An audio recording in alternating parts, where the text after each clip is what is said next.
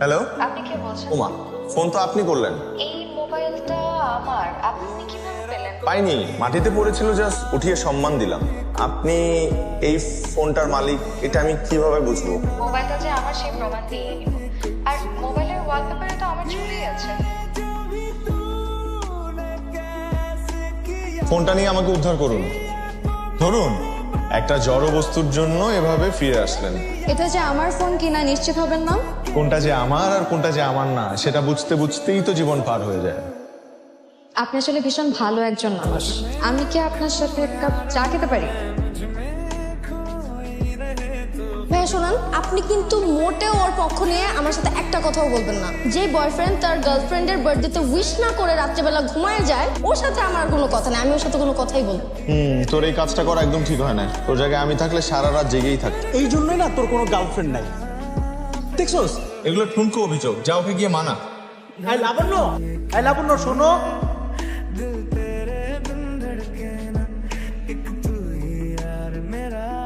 কেমন আছেন? ভালো। আপনি এখানে? এক বন্ধুর সাথে আসছিলাম। ও হচ্ছে গার্লফ্রেন্ড সামলাতে আসছে। পোলাপাইনের যে সাহস, নিজেকে সামলাতে পারে না কিন্তু গার্লফ্রেন্ড সামলানোর মতো দুঃসাহস দেখাতে কার্পণ্য করে না। আপনি তো মনে হয় এসব খুব ভালো সামলাতে পারেন। আমি এই দুঃসাহস দেখানোর সুযোগ পাইনি বা করিনি দেখি আমি আজকে সিঙ্গেল। আচ্ছা, আপনাকে দেখলে বা আপনার ব্যবহারে তো একবারও মনে হয়নি। Very bad. কাউকে দেখে এরকম জাজ করা উচিত না কিন্তু। আসছি তাহলে। হ্যাঁ হ্যাঁ, ঠিক আছে, থ্যাংক ইউ। শুনুন, জি। আপনি তো মনে হয় আমার কাছে একটা ট্রিট পান। চলুন আজকে আপনাকে তেহারি ট্রিটটা দিয়েই ফেলি।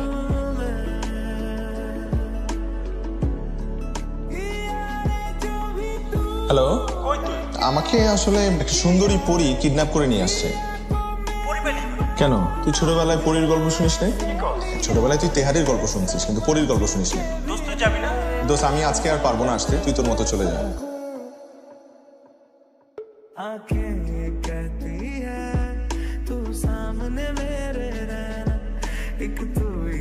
সময় বয়ে যেতে থাকলো, আমাদের কথা বলাটা বেড়ে গেল দিনকে দিন। মন ভালো বা খারাপ হলেই আমাকে জানাতে নিলেন, আমিও জানাতাম। তবে বুঝতে পারছিলাম একে অপরের প্রতি টানটা বেড়ে চলেছে, শুধু মুখের ভাষায় প্রকাশ করা হচ্ছে না।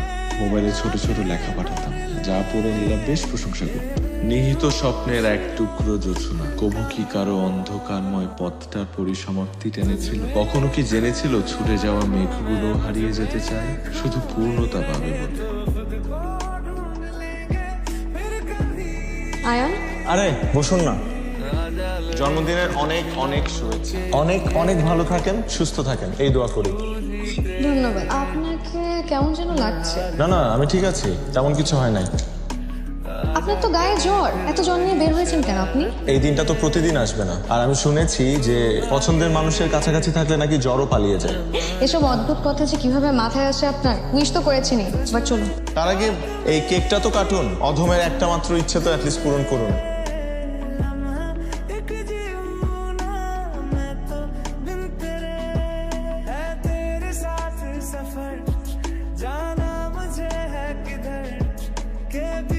আয়ান আমার বাসায় বিয়ের জন্য চাপ দিচ্ছে।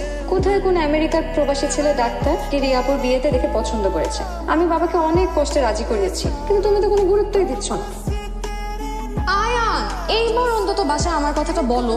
বাবার ভয়ে যদি এরকম আজীবন চুপচাপ থাকো তাহলে কিন্তু পস্তাতে হবে। ঠিক আছে, শুধু একটু সাহস সঞ্চয় করছি, আমি আজকেই বলবো। মনে থাকে জানো, আজকেই বলবা। আজকেই বলবো।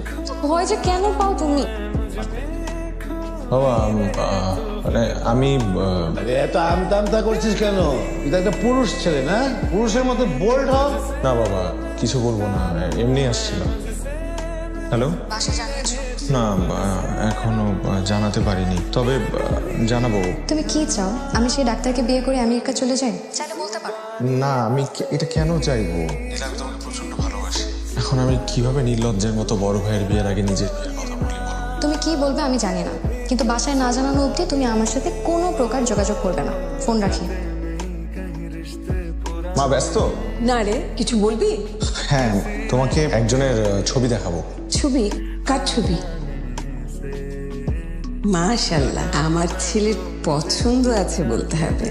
মা, এখন তোমাদের ওর বাসায় যেতে হবে। এখন মানে তোর বড় ভাইরই তো বিয়ে হয়নি। মা, ওর বিয়ের জন্য বাড়ি থেকে খুব প্রেসার দিচ্ছে, তুমি প্লিজ একটু ম্যানেজ করো না।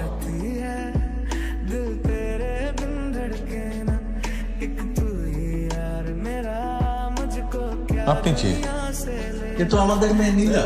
না না, আপনাদের কোথাও ভুল হচ্ছে। ও নীলা না। দেখুন, আমি আপনাকে বিয়ে করতে পারবো না, সরি। তোর মেয়ে মানে? এই বস এখানে। শোন, তোর ভাই জিয়ান ও এই মেয়েকে পছন্দ করে। আসলে আপনারা কিছু মনে করবেন না, আমার ছোট ছেলে আয়ান ও একটা মেয়েকে পছন্দ করে যার নাম নীলা। আমরা যে এখানে আসবো জিয়ানের বউ দেখতে, এ ব্যাপারে কিন্তু ও কিছুই জানতো না। ও আসলে হয়তো ভেবেছে যে আমরা ওর নীলাকেই দেখতে এসেছি।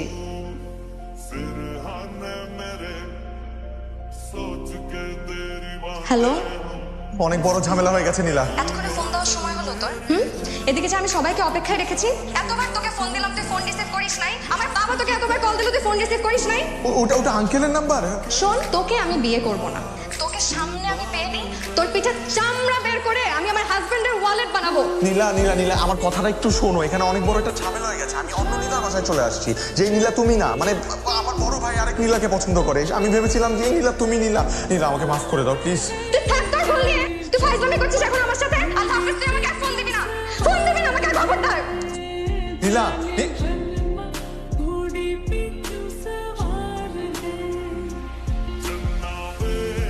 এত বড় ঘুমটা দিয়ে রাখলে তোমার এই সুন্দর মুখটা আমরা দেখবো কিভাবে? ঘুমটাটা একটু তোলো। আমরা আসলে কখনো কোনো মেয়েকে কপালে 2 টিপ পড়তে দেখিনি। আব্বা। আব্বা? আপনাকে আব্বাই বলি। আসলে হয়েছে কি জানেন, আমাকে সবাই বলেছে বিয়ে ঠিক হওয়ার পর থেকে কপালে 2 টিপ পড়তে, এতে নাকি স্বামী আর পরবর্তী বংশধরের মঙ্গল হয়। এখন আপনার নাতি নাতিরা ভালো থাকবে, এটা আপনি চান না আব্বা? ঠিক আছে তোমার কথা, বাট আমি ডিউকের ভাই আর আমার ওয়াইফ। নীলা, কি চাতা বলছিস? অব হতে যাবে কেন? তোর পাত্রের বড় ভাই। আপনার লজ্জা করে না? বয়স্ক একজন লোক এত ছোট একটা মেয়েকে বিয়ে করতে আসছেন। আপনারা কি শুরু করছেন? আমি পাত্র না, আর পাত্রের বাবাও না। ভাই সাহেব, আপনারা সরি, আমাদের আসতে একটু দেরি হয়ে গেল। আপনাদের দেরি থেকে তো সবকিছু গুবলেট হয়ে গেছে। সরি বাবা। কোনো সমস্যা নেই, এই চল।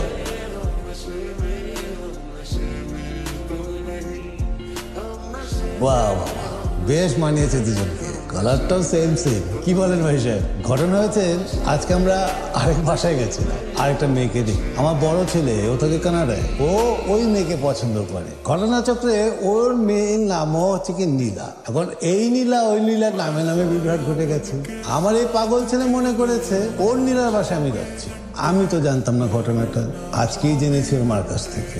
ভাই সাহেব, তা এখন মনে হচ্ছে আমার বড় ছেলের আগে এই পাগলটাকে বিয়ে করাতে হবে, যদি আপনার সম্মতি থাকে। নিশ্চয়ই নিশ্চয়ই, আমার মেয়েটাও তো আপনার ছেলেকে খুবই পছন্দ করে। আমরা আজকেই এঙ্গেজমেন্টটা যদি আরে পাগল, আমরা যে আন্টিরা এনেছিলাম, আমরা তো ওই নীলাকে পরিয়ে এসছি। এখন তো আন্টি নাই। কোনো সমস্যা নেই, শাশুড়ির আন্টি তো বৌমাদের জন্য। আঙ্কেল, আপনি যদি পারমিশন দেন। হ্যাঁ, অনুমতি আছে।